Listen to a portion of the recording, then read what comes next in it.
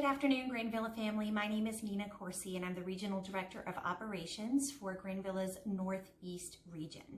The purpose of this video is to give you a couple of updates in regards to some changes with COVID within the state, as well as a little update on this storm that's coming our way.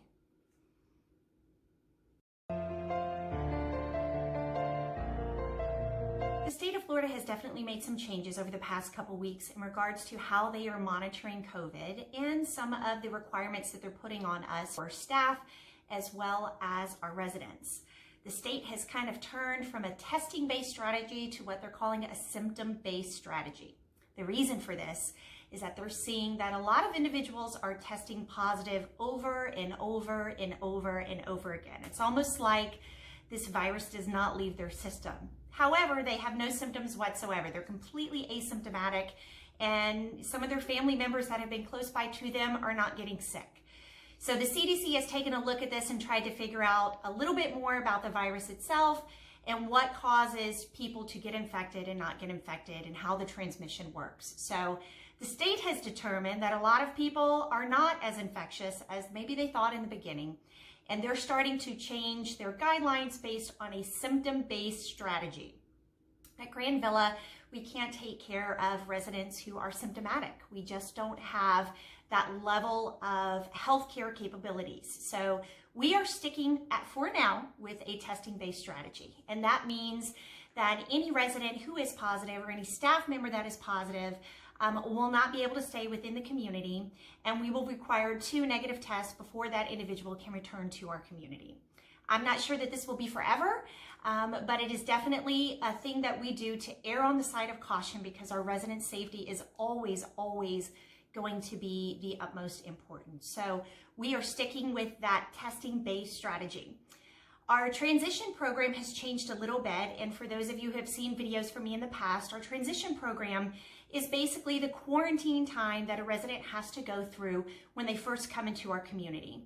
So we require a negative test prior to admission or readmission, and then the resident would stay in a specific room by themselves and be tested several times during this quarantine time. So the way it is officially now, based upon the CDC's new guidelines, is that the resident will be tested on the 2nd day of their stay, as well as the 7th day of their stay within the community.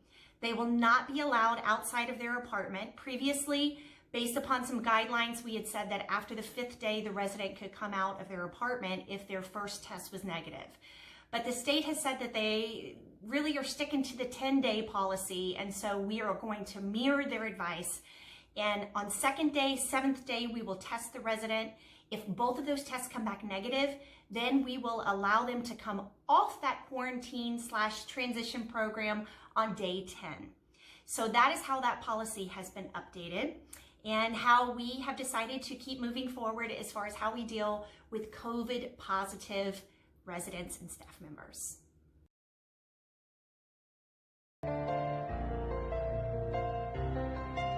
There is a storm coming, and we are prepared. So each one of our properties in the Northeast region have all of our updated both staff member list as well as family member list. We will be in contact with you if there is any need to be. We're feeling quite confident that we're safe for this storm. Thank you. But we are still going to have all precautions in place ready to go, including checking our food, making sure we have everything for our emergency food pantry, working with our pharmacy to make sure that all of our medications are there at the property, double taking a look at the staffing within each community and making sure that we're all set and good to go there.